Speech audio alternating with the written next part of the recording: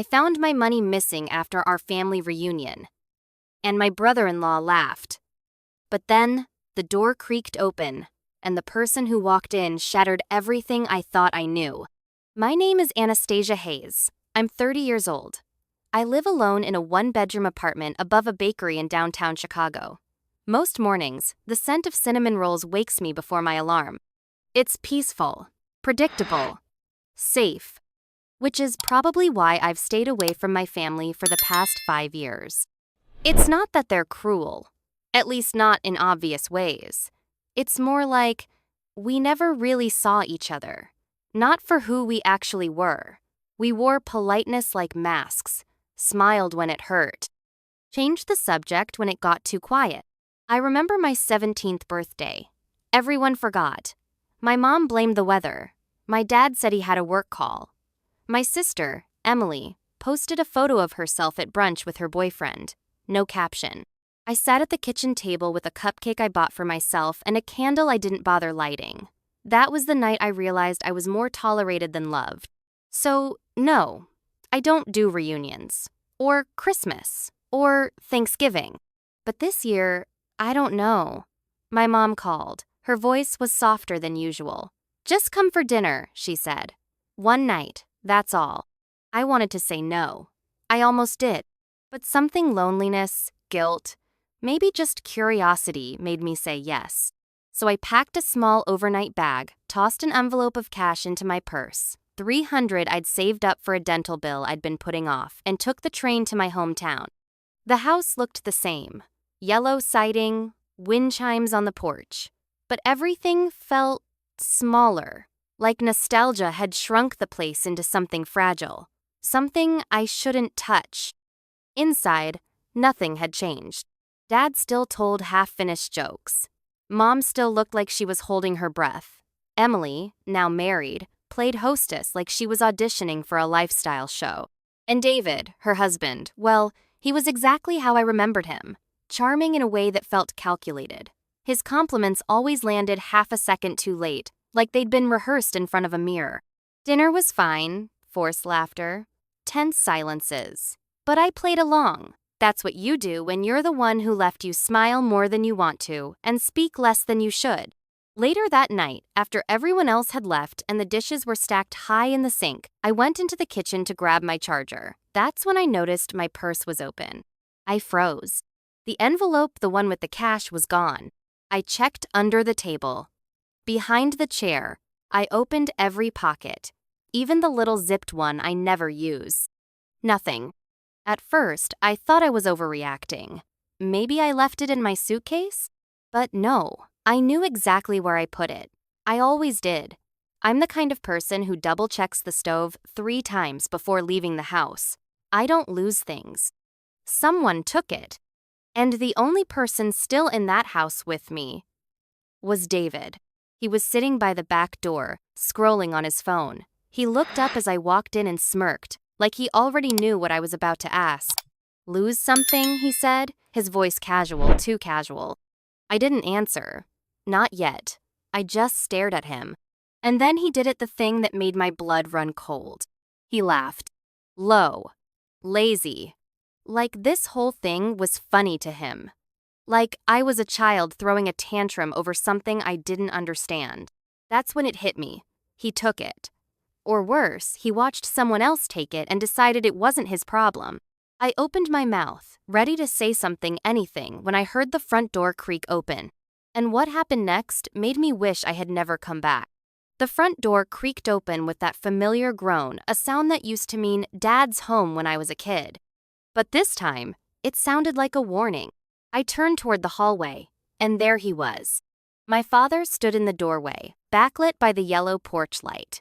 His shoulders hunched forward, one hand still gripping the doorknob like he hadn't decided whether to walk in or turn back.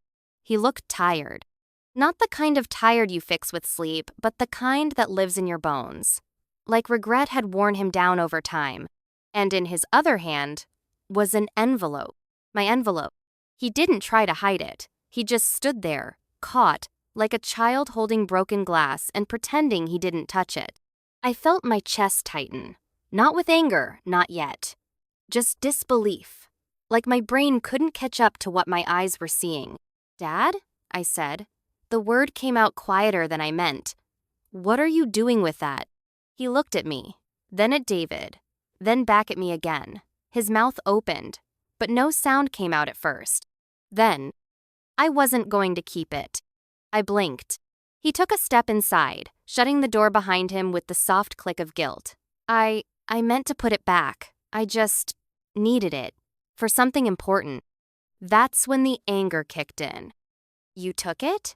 My voice rose before I could stop it. "From me? You didn't ask? Didn't say a word, you just took it?" He winced like my words stung. "I was going to tell you." "When?" I cut in. "After you spent it?" Behind me, David shifted. I could feel his presence like a draft at my back, silent but smug. I turned. "And you?" I asked him, eyes narrowing. "You saw him take it, didn't you?" David raised an eyebrow, still leaning against the doorframe like none of this involved him.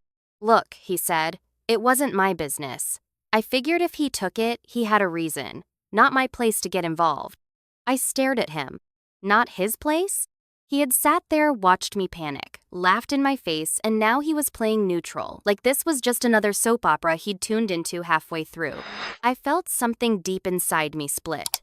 Not all at once, but like a seam tearing open, slowly, painfully, one thread at a time.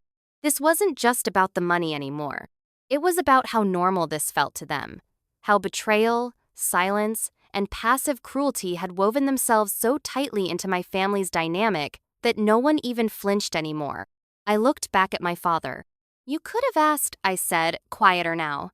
"I would have given it to you, but you took it behind my back, like I was just someone passing through." His eyes dropped to the floor. "I didn't want you to see me like this," he mumbled. "Weak. Needing help." That word weak echoed in my chest. Because that's what we were always taught to avoid, wasn't it? In this family, vulnerability was shame. Struggling meant you'd failed. And asking for help? That was admitting defeat. So instead of reaching out, my father stole from me. And David, who'd married into this family but somehow mastered its silence better than any of us, stood by and watched. I stood in the middle of the kitchen, light buzzing overhead, and felt something inside me shift. Not dramatically, not like a movie moment, just quietly. Like the final straw rarely snaps with sound. Sometimes it just slips loose, and you realize the weight has been there all along. Silence filled the kitchen thick, humming, unnatural. The kind of silence that doesn't come from peace, but from pressure. And we were all standing beneath it, pretending not to hear the crack in the ceiling. I didn't move. Neither did my father. David had crossed his arms now, watching the two of us like we were an argument he'd seen too many times. I could feel the tension rippling beneath my skin. Like if I took a single step forward, the floor might give way. "I didn't think it would matter this much," my father finally said, eyes still fixed on the tile floor. "It was just a few $100s. Just a few $100s. Something about the way he said it made me feel like I was 13 again, asking for something I needed and being told I was overreacting. It wasn't about the money. It never was. It was about trust, and the way mine had been treated like an afterthought. "That money was for my health," I said, quieter than I meant. "For a dental procedure I've been putting off for months. I didn't spend it on clothes or coffee. I was trying to be responsible, careful." He looked up at me for the first time and I saw it. The regret. But it was late. Regret is only worth something when it comes before the damage is done. "I was going to tell you," he said again, softer this time. "I just didn't want you to see me as another person needing things from you." I laughed, bitter, short. "You already are, Dad. And it's not because you need help. It's because you took it in silence. You didn't trust me enough to just say the truth." He didn't respond. I turned to David. "And you," I paused, trying to breathe. "You knew, didn't you?" David shrugged. "Look, it's not like he robbed a bank." I stared at him. That indifference, that quiet, polished smugness, was worse than anything else. I could feel my pulse rising in my throat. "You think this is funny?" I said, taking a step closer. You sat there and watched me tear apart my things looking for that money. You laughed. David's mouth curved not quite a smile, but close. Come on, Anna, you've always been dramatic. Dramatic. There it was. The word every woman hears when she dares to feel too much. I closed my eyes for half a second. That's all it took for the years to flash. Being blamed for reacting to things that should hurt. Being told to lower my voice when I spoke up. Watching my sister get defended while I got dismissed. The ache in my chest wasn't new. I just hadn't let myself feel it in a long time. Get out, I whispered. David raised an eyebrow. Excuse me? I said get out, I repeated, louder now. You don't live here. You're not welcome here. Not around me. He looked to my dad, maybe expecting backup. But Dad didn't say a word. David scoffed and grabbed his coat, muttering something under his breath about me being too sensitive, and walked out the door. The moment it clicked shut behind him, the house felt colder. I stood in the kitchen, breathing hard. My palms were damp. My pulse was wild. Dad sat down slowly at the edge of the table, like the argument had aged him 10 years in 10 minutes. I didn't know you were still carrying that much hurt, he said quietly. I thought time had... He didn't finish. Because time doesn't heal what people refuse to see. Time doesn't mend wounds that get reopened every time you pretend they never existed. I'm tired, I said finally. Of pretending things don't matter. Of making excuses for people who don't ask if I'm okay. He nodded, slowly. His eyes looked smaller than I remembered. Like all the things he never said had folded him inward. And for a split second, I saw the man he might have been if someone had taught him how to speak honestly. But that wasn't my job to finish. I was his daughter, not his redemption arc. The silence between us lingered long after David left. It wasn't the kind of silence that needed to be filled, not anymore. It was the kind that grows roots, thick and unseen, beneath everything you thought was stable. My father still sat at the kitchen table, hands clasped like he was in prayer. I didn't sit. I couldn't. My legs were restless with something I hadn't fully named. Not just hurt, not even anger. Something heavier, older. Like I'd stepped into a truth that had been waiting for years to be found. Finally, he looked up. And what I saw in his face wasn't just shame. It was fear. There's something you don't know, he said quietly. I waited. He swallowed. It wasn't just your money I was trying to replace. It was someone else's. The words didn't make sense at first. They just floated in the air like puzzle pieces, missing a picture. What do you mean? I asked, slower now. Someone else's? He nodded. Emily's. I borrowed from her last month. Said I needed help paying off an old debt. She gave it to me without asking many questions. I blinked. Emily? My sister had always seemed distant, but reliable, like the sturdy picture frame on a crooked wall. I never imagined she'd just hand him money. She asked me last week if I could pay it back, he continued. Said David was pressuring her about where it went. I didn't have anything, so when I saw your purse... He stopped. You know when something cracks inside of you, not with a bang, but a whisper? That was it. He wasn't just stealing from me. He was stealing to protect a lie. And Emily, my sister, the one who always looked at me like I was the unpredictable one, the unstable one, had been lying too. Why didn't you just tell me? I asked, but my voice came out hoarse. Because I knew what it would sound like, he replied. You already think I'm broken. I didn't want to prove you right. I leaned against the counter, trying to keep myself grounded. My mind started spiraling, not from this one moment, but from the years that suddenly looked different in the rearview mirror. Emily always got silence when she cried. I got warnings.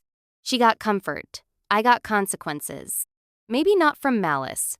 Maybe just from patterns that no one ever challenged. And now I knew. My father was in debt. Emily had quietly tried to help him. David had been watching it all, letting it unfold like a silent spectator, only stepping in when it affected his bank account. I wasn't just the victim of a petty theft. I was the outsider in a 3-person triangle of secrets. And the most painful part? No one thought I should be told the truth until I caught it. I closed my eyes. How long has it been like this? He didn't answer. He didn't need to. Because the answer wasn't measured in weeks or months, it was years. Years of silence passed off as protection. Years of decisions made behind closed doors. Years of me being labeled the difficult one simply because I asked for clarity. And now that I finally had it, it didn't feel like a gift. It felt like betrayal, slow-cooked over a lifetime. I wasn't crying. I wasn't yelling either. But inside, something was shaking so violently it felt like my ribs might snap just to make room for it. I had spent the last 10 minutes listening to my father, not just to the words he spoke, but to all the ones he didn't. And now that the truth was out, it didn't bring relief. It brought heat, a slow, rising boil. "So let me get this straight," I said finally, my voice low, too calm. "You borrowed money from Emily, lied to her, she said nothing. Then you took mine without asking, lied to me, and David knew but thought it wasn't his place?" He looked up like he wanted to speak, to soften it, to explain it away. "Don't," I cut in. "Don't try to dress it up now, just say yes." "Yes," he said, almost inaudible. Something inside me cracked. It wasn't just this moment. It was every moment. All the birthdays forgotten. All the times I was told I was too much, too angry, too sensitive. All the silent rooms I had to carry myself through. Because no one ever asked if I was okay. "I have been the outsider in this family my whole life," I whispered, more to myself than him. The difficult one. The distant one. But the truth is, I was just the only one who wasn't lying. He flinched, but didn't argue. I stepped back, needing space, like the air itself was burning. My voice was trembling now, not with fear, but with fury. "You all made me feel like I was broken," I said. Like I was dramatic or cold or bitter. But it wasn't bitterness. It was self-preservation. It was me realizing, probably before any of you, that if I didn't protect myself, no one else would. His face crumpled, but I didn't stop. "And Emily?" I laughed, bitter and breathless. "She just watched me carry the weight while she played the good daughter, never once telling me what was going on, just quietly managing you behind closed doors like I didn't exist." "I don't think that's how she meant it," he said. "Of course you don't," I snapped. "You've always given her the benefit of the doubt. Always assumed her silence meant grace, and mine meant punishment." He opened his mouth again, but I raised my hand. "Don't defend her, not now. You didn't defend me when it mattered." The kitchen felt smaller now. My skin itched like it didn't belong to me. "I was supposed to feel safe here," I whispered, voice finally breaking. "Not monitored. Not stolen from. Not surrounded by people who think I'm a stranger in my own family." And then I said something I didn't know I'd been carrying all these years.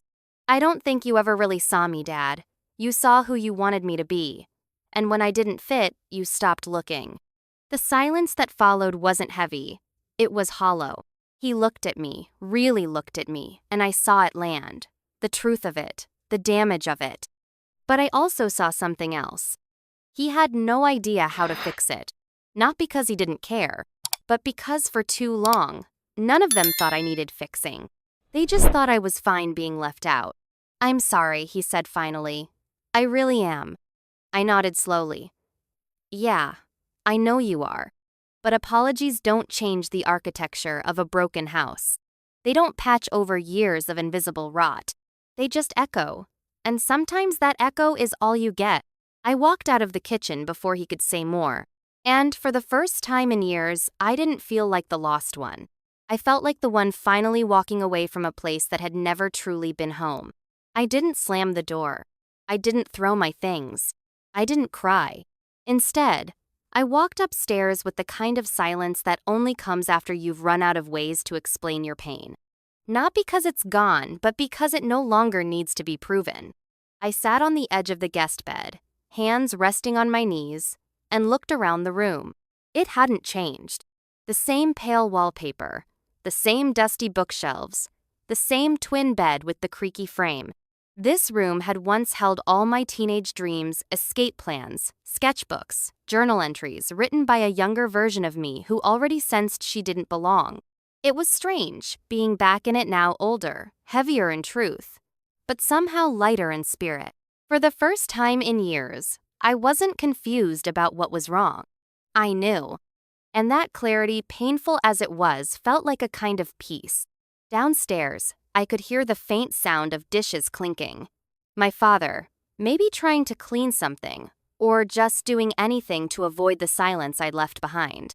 I didn't hate him. I wasn't sure I even blamed him anymore. What I felt was done. Done trying to twist myself into something more acceptable.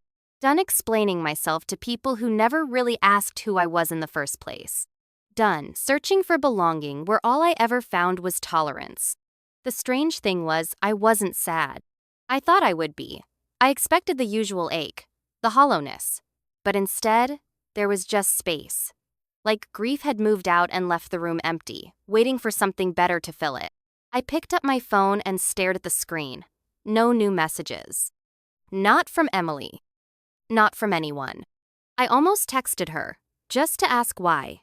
Why she hadn't said anything. Why she let me walk around in the dark while she handled everything in secret. But then I stopped. Because I already knew the answer. That's just who we were in this family. We carried things quietly, even when it hurt others. And maybe, just maybe, Emily had been doing what she thought was right. Maybe she didn't think I could handle the truth. Or maybe she thought I didn't deserve it. Either way, she'd made her choice. And now, I was making mine. I reached for my bag, packed slowly, folded my clothes with care, zipped the sides, and pulled on my coat. No storm, no scene, just movement, just forward. As I walked past the stairs, I glanced toward the kitchen. Dad wasn't there. The light was still on, the room spotless like nothing had ever happened.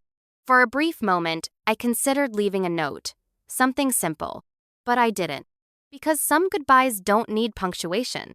Some endings aren't dramatic, they're just decisions you quietly live into.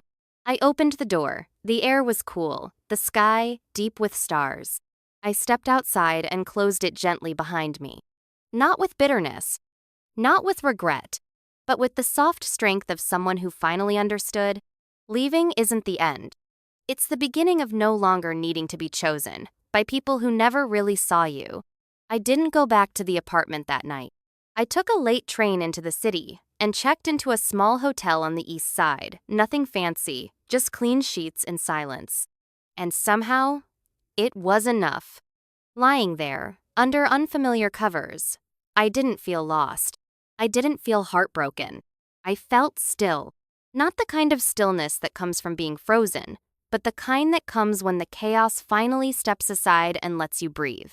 I thought about the girl I used to be, the version of me that sat on the windowsill of that old bedroom, writing poems about people who never asked how her day went. The one who mistook being invisible for being safe. She had survived. And tonight, for the first time in years, I felt like I was finally meeting her again, not to mourn her, but to thank her. She got me here. And now it's my turn to take us somewhere new. I didn't make any grand resolutions. There was no list, no someday dreams scribbled on a napkin. Just one quiet thought that floated to the surface and stayed. I don't need to be understood by them to understand myself. I let that sit in my chest like warmth. For so long, I had chased closure like it was something another person could hand me. But maybe closure isn't a door slamming shut. Maybe it's just you, finally realizing you can walk away, and the door doesn't even matter anymore. I still don't know if I'll ever speak to Emily again. I don't know if my father will call. But I do know this. If they do, I won't pick up from a place of hoping they'll make it right. I'll answer from a place of peace, knowing I've already made myself whole. Healing doesn't always arrive with fireworks. Sometimes it's just a quiet morning, a train ride home, a night in a room that doesn't belong to you but where, somehow, you feel more like yourself than you have in years. And when the sun rose the next day, slipping through the sheer hotel curtains like a gentle promise, I didn't feel like someone starting over. I felt like someone finally starting. The truth didn't destroy me. It released me. And that is enough. If Anastasia's story moved you, please like this video to show your support. Don't forget to share it with anyone who might need to hear a real story about family, pain, and growth. And hit that subscribe button so you never miss out on more raw, real-life stories that inspire and heal. Thank you so much for watching and being part of this journey.